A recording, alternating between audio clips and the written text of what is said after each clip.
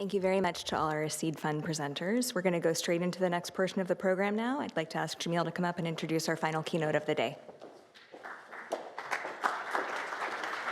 So it's my great pleasure to introduce Bruce Schneier. Professor Schneier, as most of you already know, is an internationally renowned security technologist, the author of many best-selling books, and a brilliant analyst of democratic implications of new technology. He has also served as an expert in Knight Institute litigation, for which we are very grateful. It's wonderful to have him here. Please join me in welcoming him.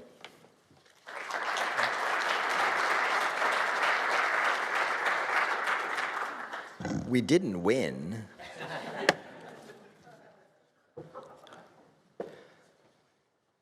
Hey, thanks for coming. So I want to talk about AI and trust. Actually, I want to talk about trust to start. So I trusted a lot today. I trusted my phone to wake me up on time.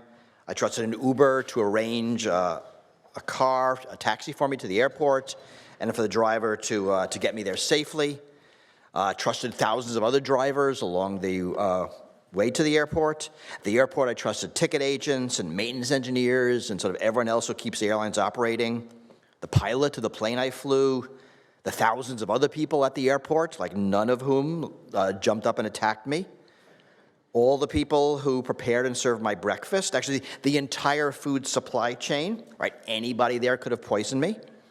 When I landed here, I trusted thousands more people at the airport, on the road, in this building, in this room. And that was like before 11 o'clock this morning. So trust is essential to human society. Right? We as a species are trusting. We are sitting here, all mostly strangers, confident that nobody will jump up and attack the person next to them. Right? You know, you snicker, but if we were a room full of chimpanzees, we could not do this. We're the only species that can do this. We trust many thousands of times a day. Society can't function without it. And the fact that you don't even notice it most of the time is a measure of how well it works. So in this talk, I want to make several arguments. One, that there are two different types of trust. There's interpersonal trust and social trust, that we regularly confuse the two. Two, that the confusion will increase with artificial intelligence. We will make a fundamental category error. We will think of AIs as friends when they're really just services. Three, that the corporations controlling AI systems will take advantage of our confusion to take advantage of us, right? They will not be trustworthy. And four, that it's the role of government to create trust in society, and therefore, it is the role of government to create an environment for trustworthy AI. And that means regulation. Not regulation of AI, but regulating organizations that use AI. All right, so now you can leave. All right, so let's back up and take that a little bit slower. So trust is an overloaded concept. The word has a whole lot of meanings. And I'm just going to touch on some of them. There's a personal and intimate trust. When we say that we trust a friend, it's less about their specific actions and more about them as a person.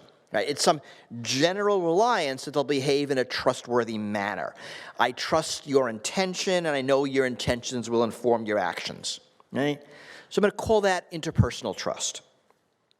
There's also a less intimate, less personal trust. You know, we might not know someone personally or know the motivations, but we can trust their behavior. Right? We don't know whether or not someone wants to steal, but maybe we can trust that they won't.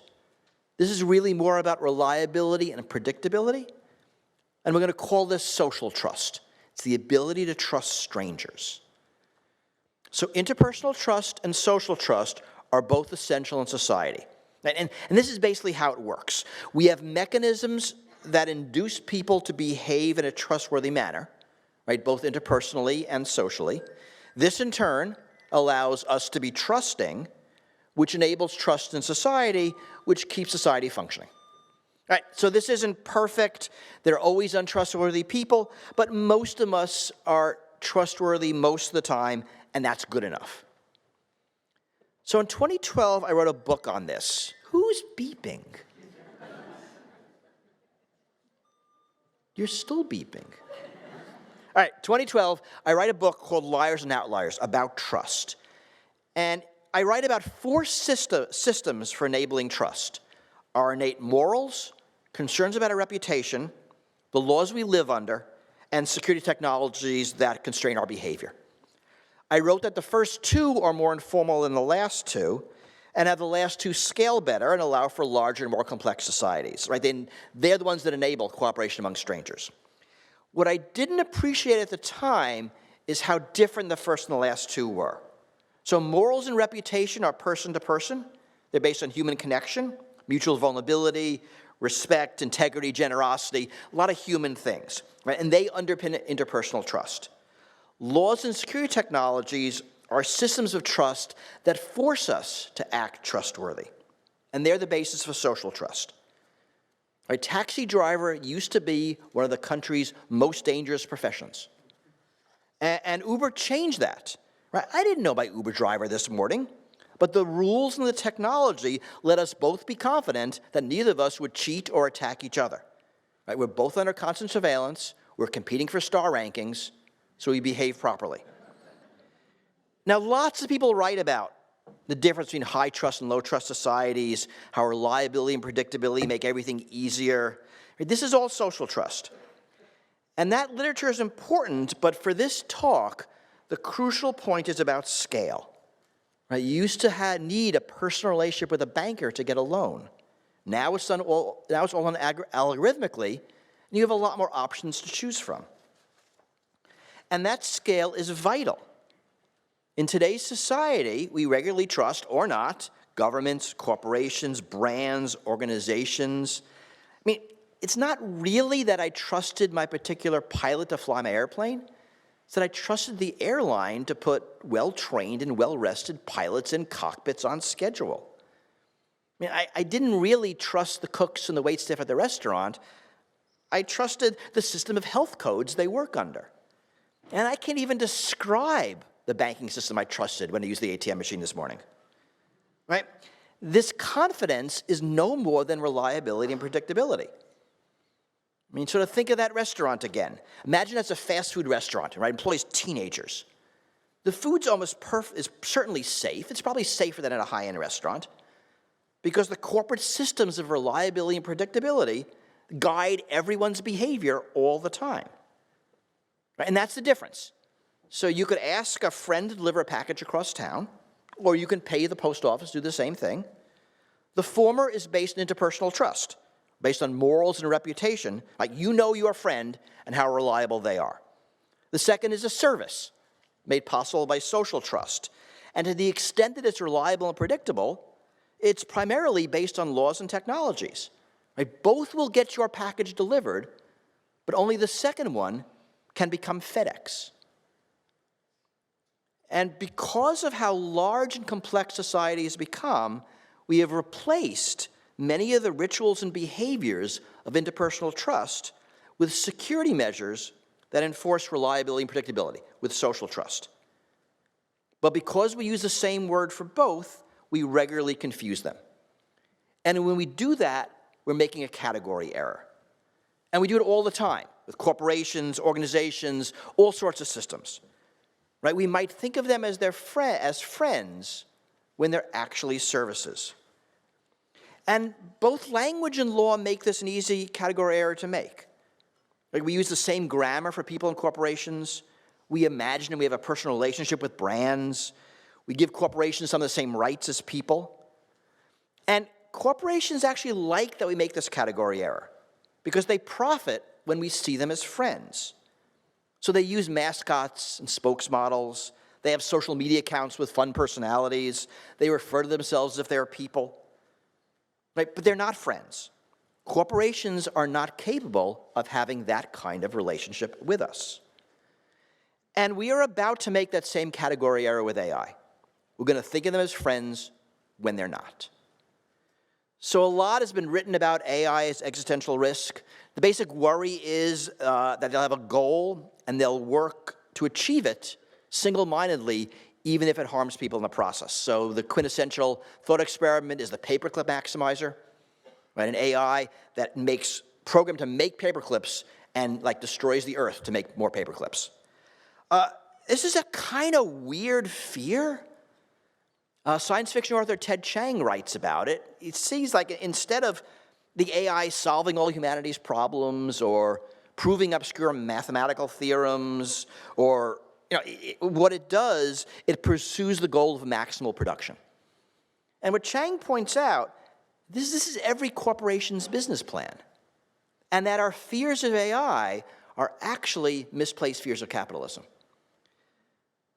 Charlie Stross, another science fiction writer, goes a step further. He actually calls corporations slow AI. Right? They are profit-maximizing machines. Right? The most successful ones do whatever they can to achieve that singular goal. And in the near term, AIs will be controlled by corporations, which are going to be using them towards that profit-maximizing goal.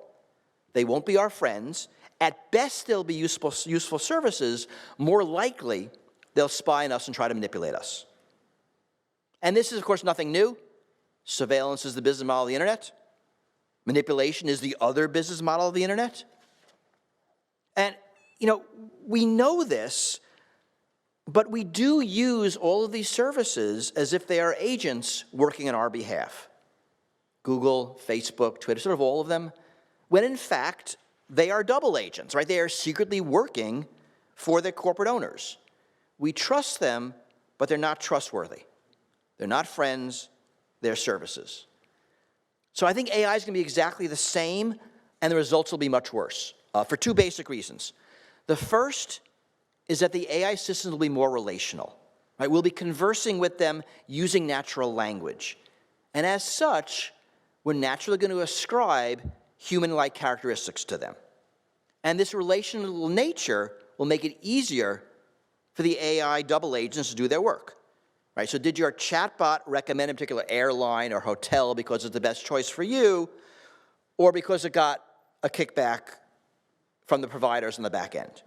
When you ask it to explain a political issue, like, will it bias that explanation towards the company's position or towards the position of the political party that paid it? Right? This conversational interface helps hide their agenda, like, in a way that when you go to Google, you can see that it's a sponsored ad. You won't be able to do that in a conversational environment. The second reason is that these AIs will be much more intimate. So one of the real promises of generative AI is personal digital assistant, right? Acting as your advocate with others or as like a butler to you. And this will require an intimacy greater than your search engine, your email provider, your cloud storage system, your phone. You're going to want it with you 24/7, constantly training on everything you do. Right? You want to know everything about you so it can be a better assistant. And I think this is going to be one of the killer apps. It'll help you in a lot of ways, right? It notices your moods, know what to suggest. It'll anticipate your needs and work to satisfy them. It'll be your therapist, your life coach, your relationship counselor. And you will default to thinking of it as a friend. Right? You will speak to it in natural language. It'll respond in kind. If it's a robot, it'll look humanoid or like a cute animal. Right? It'll interact with the entire world of your existence just like another person will. And natural language is critical here. We are primed to think of others who speak our language as people. And I think about it, we sometimes have trouble thinking of others who speak a different language as people. We make that category error with obvious non-people like cartoon characters. All the debate about is generative AI intelligent, it's all about that it makes language. That's why we're having that debate. And you will want to trust it. It'll use your mannerisms, your cultural references. It'll have a convincing voice, a confident tone, authoritative manner. Its personality will be optimized to exactly what you like. It will act trustworthy, but it won't be trustworthy. Right? We won't know how they're trained. We won't know their secret instructions. We won't know their biases, whether accidental or deliberate. We do know that they will be built at enormous expense, mostly in secret, by profit-maximizing corporations for their own benefit. And I think it's no accident that these corporate AIs have a human-like interface. I mean, there's nothing inevitable about that. That is a design choice.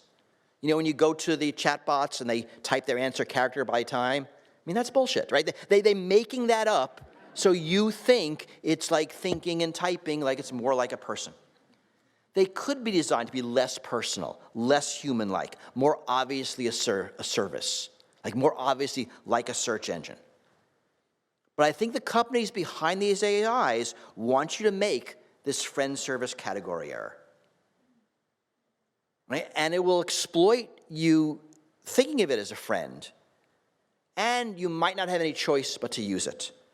Because there's something else to talk about when it comes to trust, and that's power. And sometimes we have no choice but to trust someone or something because they are powerful. Right? We are forced to trust the local police because they're the only law enforcement game in town. We are forced to trust some corporations because there aren't viable alternatives. Or I guess to be more precise, we have no choice but to entrust ourselves to them. And we will be in the same position with AI. We will have no choice in many cases but to entrust ourselves to their decision-making. And the friend service confusion, I think, will help mask that power differential. We will forget how powerful the corporations behind the AI are because we will be fixated on the people we think the AIs are. So all of this is a long-winded way of saying that we need trustworthy AI. Right? AI whose behavior is understood, whose limitations are understood, whose training is understood, whose biases are understood and hopefully corrected for, whose goals are understood, who won't secretly betray your trust to somebody else. And the market will not provide this on its own. Right? Corporations are profit maximizers at the expense of society. That's what they do. And right now, the incentives of surveillance capitalism are just too great to resist. It is government who provides the underlying mechanisms for the social trust essential to society. Think about contract law, or property law, or laws protecting your personal safety, or the laws that made my airline safe, or my food safe, or pharmaceuticals safe. And these are all governments providing a trust floor on which these companies operate. And the more you can trust that your societal interactions are reliable and predictable, the more you could ignore the details. I can walk on an airplane and not think twice about airplane maintenance. It wouldn't even occur to me. And because we live in a society where that's taken care of. And government can do this with AI. So we need AI transparency laws, when it is used, how it is trained, what its biases and tendencies are.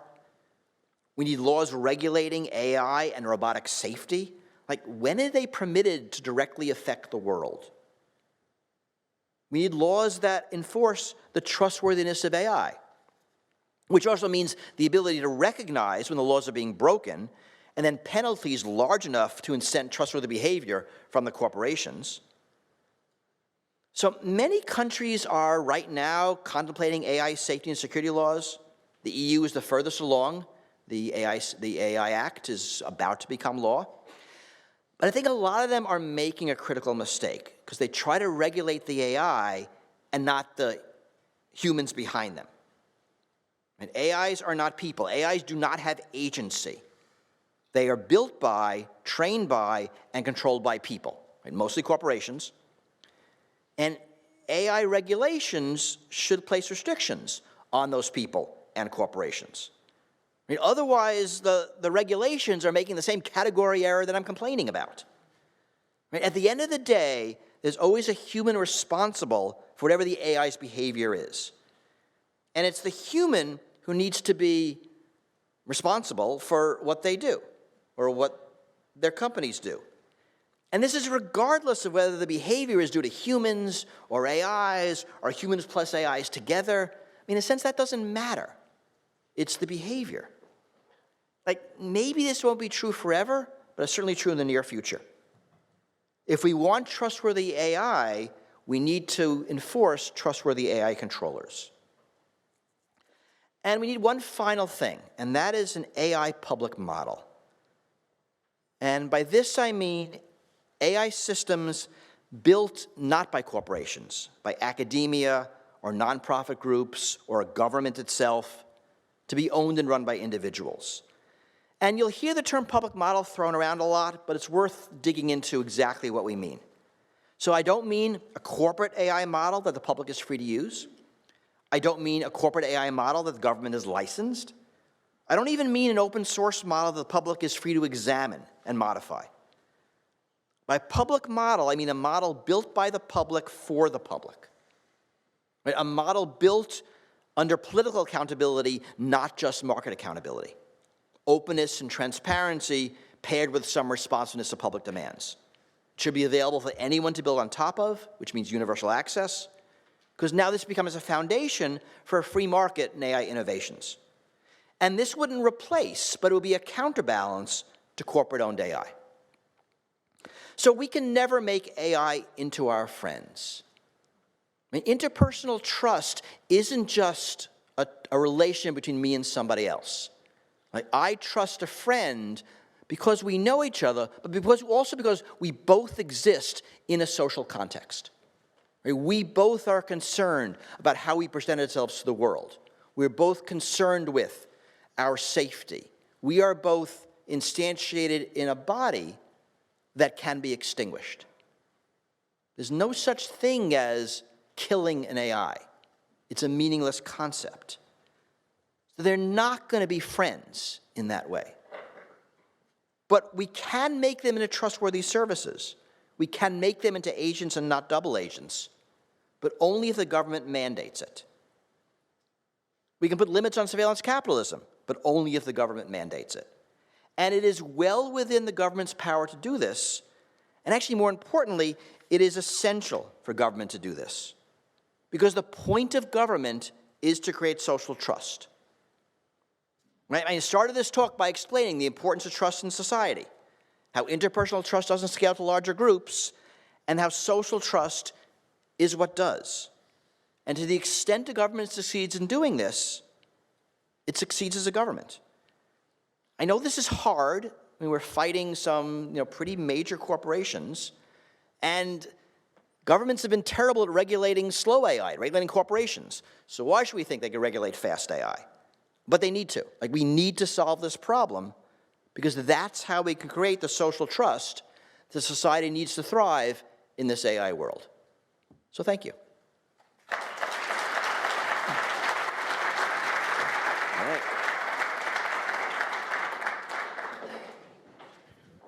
And now we go to the chairs. Thanks, Bruce. So I want to ask you first about Uber, your experience on Uber. So this is one of your examples. You said something like Uber surveilled the driver and Uber surveilled you, and the result was that you felt confident that you were not going to get assaulted by the driver, and the driver felt confident you were not, he or she was not going to get assaulted by you. I guess I'm ambivalent about that, that little anecdote because of the role that surveillance played in establishing the trust. So I'm wondering if you can just talk a little more about how you think about the relationship between trust and surveillance. I mean, can we have trust without surveillance? Are there certain ways we can cabin surveillance to make us feel better about trust that is obtained in this way? I think we can. I mean, surveillance is how Uber does it. Now, this is not saying that there are no assaults by Uber drivers. I mean, it happens a lot. It's in the media, therefore it happens once in a while. But way safer than being an anonymous taxi that nobody knew where anybody was. So here's an example of a surveillance-based trust system. Now, I agree. I mean, it kind of squicks me a little bit because I don't like surveillance either. But it works. And we could probably design other systems that work. This is the one they used. Yeah, I mean, I think we could. The system we have now relies, as you mentioned, very heavily on on surveillance. So the question might be, well, what are the alternatives? Like, what do alternative ways of establishing trust look like? So lots of ways we do trust without surveillance. Door locks are a good one, right? A tall fence, security guard. And I think of lots of security systems that don't require surveillance. But my point is less to design security here, but more talk about, like, once we get the trust by some combination of laws and technological constraints, we can now scale to a massive global anonymous system. I mean, I used Uber in Germany over the weekend. I don't speak German, but it kind of worked, which is sort of amazing. Yeah. What about, so you alluded to something, establishing social trust requires certain forms of regulation. As you suggested, regulation can be slow, technological change is fast. How big a problem is this, and what can we do about it? So right now it's a huge problem, and as soon as we start regulating tech's moved on. I mean, I think about this in drones. You remember the history of drones. In the early years, everyone said, don't regulate drones, the industry's too new. Then everyone gets one for Christmas, and then suddenly it's too late to regulate drones, everyone has one. There's no, right time to regulate drones. And the speed of tech, I think, is a real problem. It's a more general issue here. How do we create laws and regulations that can move at the speed of tech? So right now, the hack we have are regulatory agencies. So, Congress passes laws very slowly. Let's assume Congress can pass laws. Let me sort of take that as given now. But they will pass a more general law, and the regulatory agencies are the ones who work out the details and implement it. They can move faster than a lawmaking body can. So can the courts. And if you have a good functioning court system that is constantly figuring out how the old law applies to new situations, you get a much more iterative process. So we have these processes. They're not working great for a whole lot of reasons, but we do really need to think about how to be more agile in our regulation, in our lawmaking. Because lawmaking at a slower speed than tech, this is how you get Facebook doing what they want. By the time Congress notices them, it's too late, and they're suddenly this global monopoly and nothing you do about them. Do you think we could rely on existing regulatory agencies? I mean, maybe just the political realities mean that we have to rely on existing regulatory agencies. But if it were up to you, do you think that it would be better if we had a regulatory agency that was focused specifically on generative AI or an AI? If it was up to me, I want a new regulatory agency for AI and robotics. Throughout the past century, new technologies caused the formation of new government agencies. Trains did, radio did, nuclear power did, airplanes did. And the reason is, it's twofold. One, the government needs a place to put the expertise. It needs a house to put them in rather than distribute it.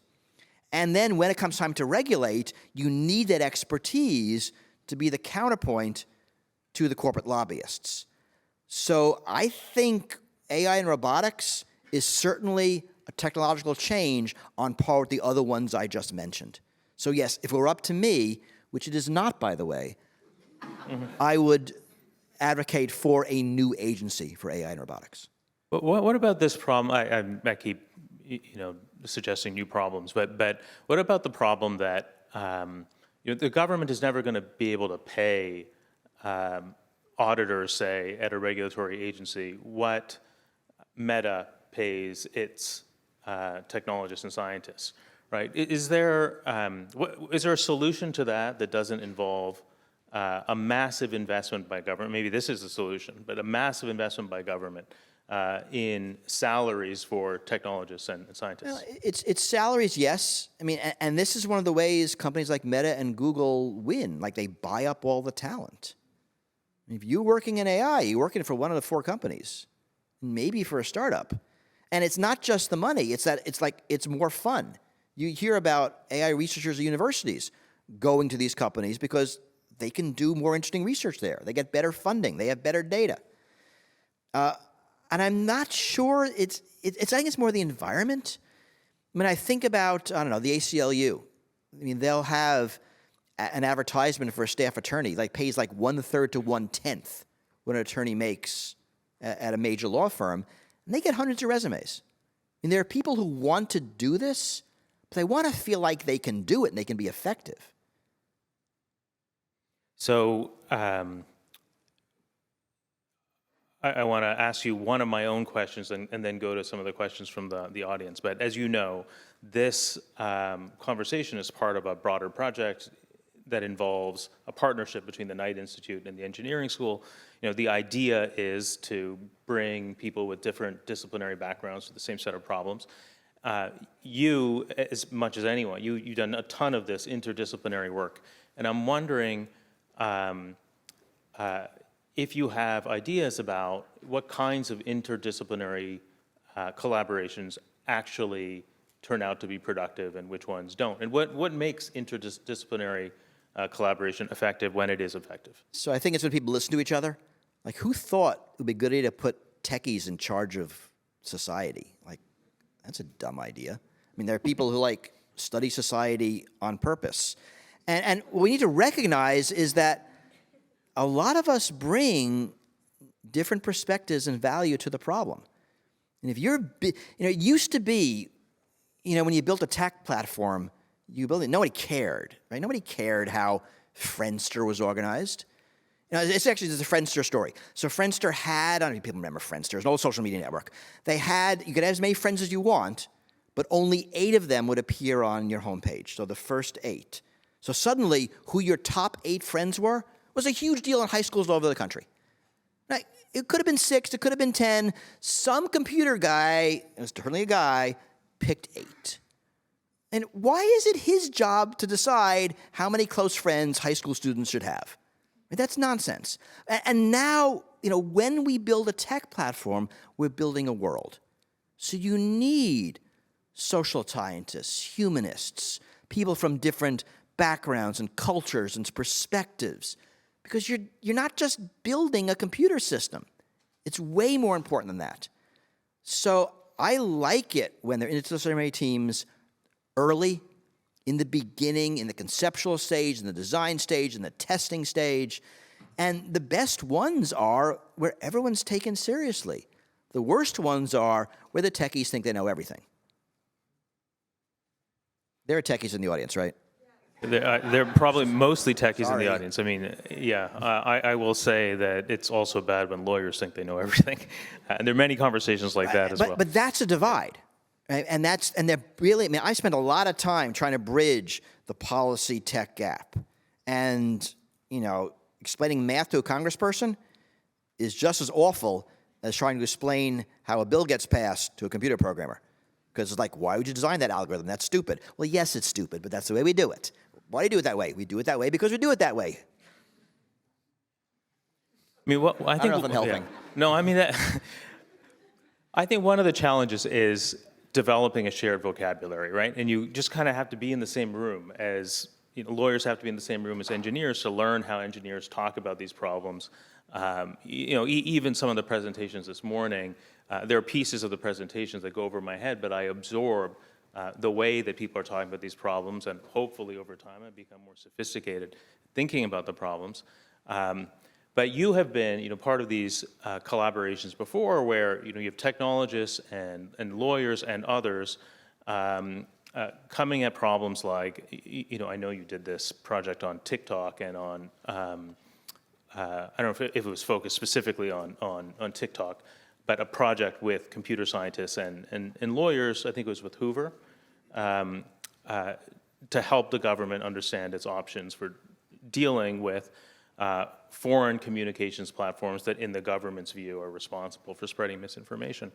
And I thought that was a very successful collaboration because you were able to come out with a report that actually influenced the conversation in government and had a kind of credibility because of the involvement of really well-respected computer scientists as well as well-respected lawyers and legal scholars.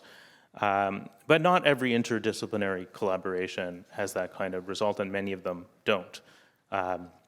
So, yeah, I don't know if you have other thoughts about which projects that you've worked on interdisciplinary projects, worked out especially well or especially badly, and are there things that we can learn from You those know, experiences? in a lot of ways, it's random as who you get in the room. I mean, if the group gels, but you have to keep trying. I teach cybersecurity policy at Harvard Kennedy School. So I teach math to students who deliberately did not take it as undergraduates, right? And that's hard. But you need to teach. I'm trying to bridge the gap. And you see that in a lot of policy. The going dark debate, everyone just talks past each other. And the techies will say, look, you can't do that. And the policy people will say, well, we want to do that.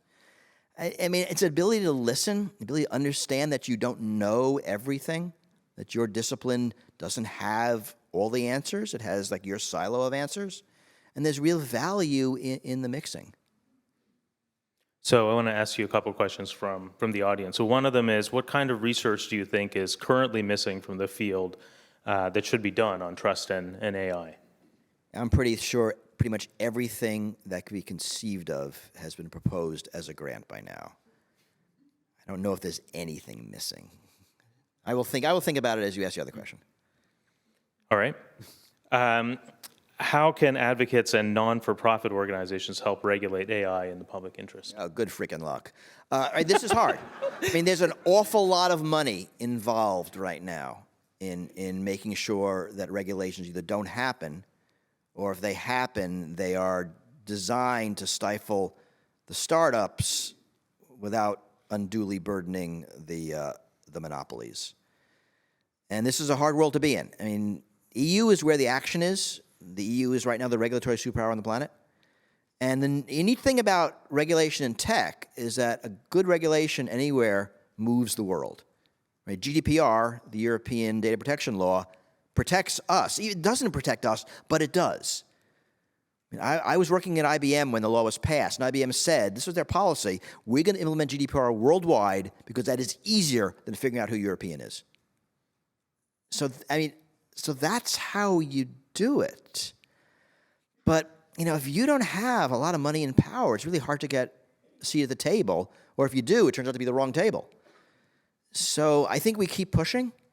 But, there's a lot of dysfunction in government that is the meta problem to this problem. Well, that wasn't optimistic.